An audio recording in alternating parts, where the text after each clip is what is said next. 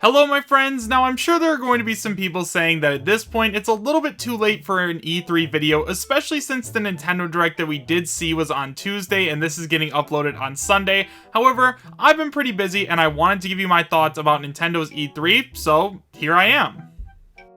So overall, I would say that the E3 Nintendo Direct was actually really amazing and I had a really good time watching it and reacting to it with my little brother. Also guys, if you are curious about what I look like, I did do a face reveal during that stream, so go check it out. I'll leave a link to it in the description bar down below as well as the pinned comment. But anyways, let's just go ahead and start talking about each thing that happened, or at least the major things in my opinion. So first of all, we got the announcement of Kazuya as our next Super Smash Bros. Ultimate DLC fighter, and honestly, I'm a little indifferent to this.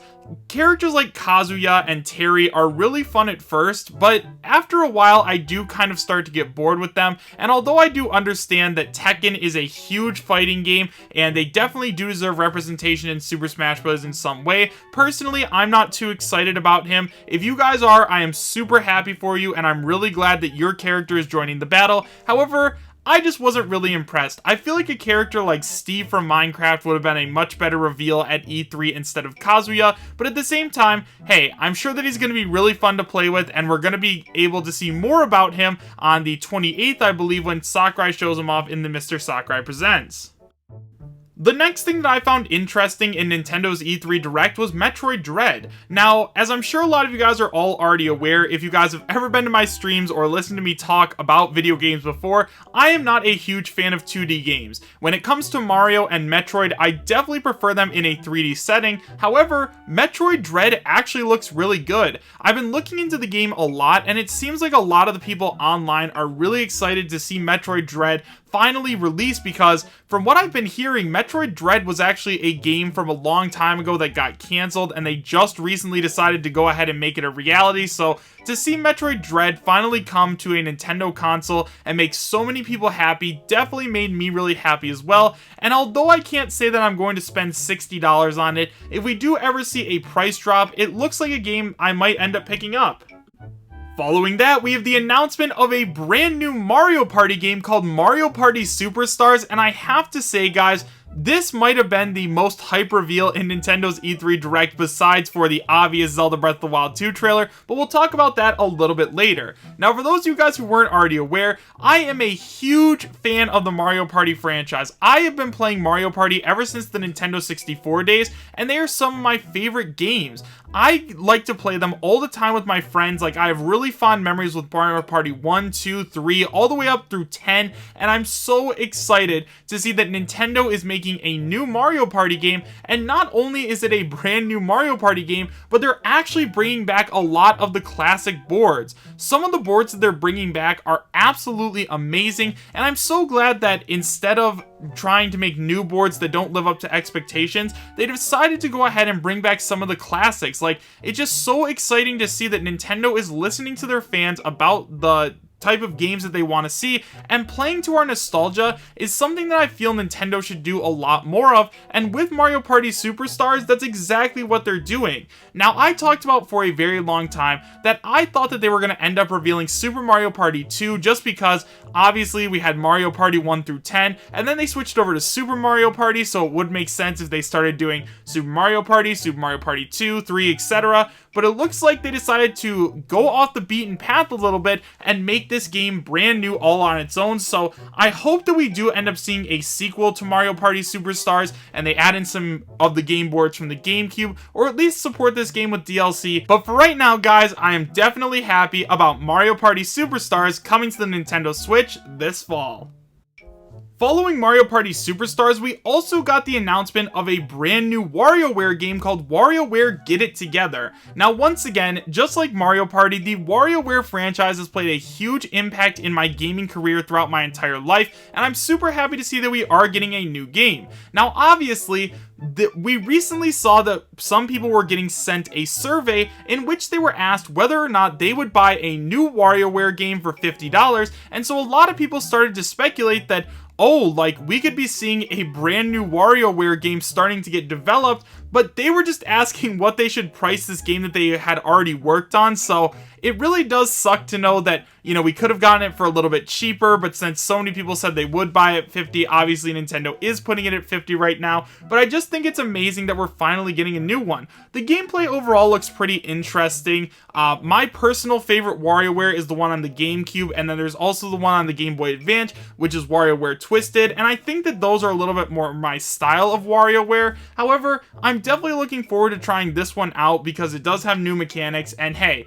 can't knock it till you try it, can't judge a book by its cover, so I will definitely be playing it and checking it out when it comes out this fall, I believe, or maybe it's over the summer, I'm not really sure. Then after that, we got the announcement of the Game & Watch Legend of Zelda edition, and I gotta say guys, I'm pretty disappointed with this. Now, I do already have the Super Mario Bros. Game & Watch, and I do plan on picking up the Legend of Zelda Game & Watch. However, the reason I'm disappointed is because basically Nintendo and the Zelda team said that besides for Skyward Sword, like, this is going to be our celebration for the 35th anniversary. Now, I do think that I'm going to make an entire video about this later on, about how I think that they should put a lot more love into Zelda, so expect that maybe next week or the following. However, it's really sad to see that all they're doing for Zelda, which is actually a game that has been selling better than Super Mario recently, is getting this kind of treatment like it's a second tier game for Nintendo. Obviously, Breath of the Wild was a huge success. Lots of people, more than ever, are interested in The Legend of Zelda right now, and to see that besides for Skyward Sword, which is great because I know there's a lot of people that have never played Skyward Sword before, all that they're doing for the 35th anniversary to celebrate is they're releasing the Game & Watch console. While it is cool, and I think, you know, a lot of people are going to have fun with it, I also think there's a lot of people that are going to be really disappointed with it. So yeah, I wish that Nintendo was doing more for the 35th anniversary. I definitely think that I'm gonna end up picking it up just because I love Nintendo memorabilia, but you know, if I had the choice, then I definitely would have pushed for like a collection of Zelda Twilight Princess and Wind Waker or something else like that. And then finally guys, we had the announcement or gameplay trailer of The Legend of Zelda Breath of the Wild 2, and I just gotta say, this was the part where I knew that Nintendo absolutely won E3. I mean, when we got to see the trailer and so a little bit more information about what's going on in the sequel to The Legend of Zelda Breath of the Wild, I kid you not, I was absolutely so excited, like I couldn't even contain it. To see all of the new mechanics that they're going to be adding in, including what looks to be like this awesome sky world. I feel like I have to make a whole video on this as well, just because like, I'm just so excited for Zelda Breath of the Wild 2, but that trailer was so hype. The whole time while I was watching, I was like, whoa, what is that? What happened to Link's arm? Where's the Sheikah Slate? Now he can just do that using his right arm? Where's Link's Master Sword? So many amazing questions. This got me so hype. I cannot even explain to you guys how excited I am for Legend of Zelda Breath of the Wild 2. One of the things that I thought was pretty interesting, however, is that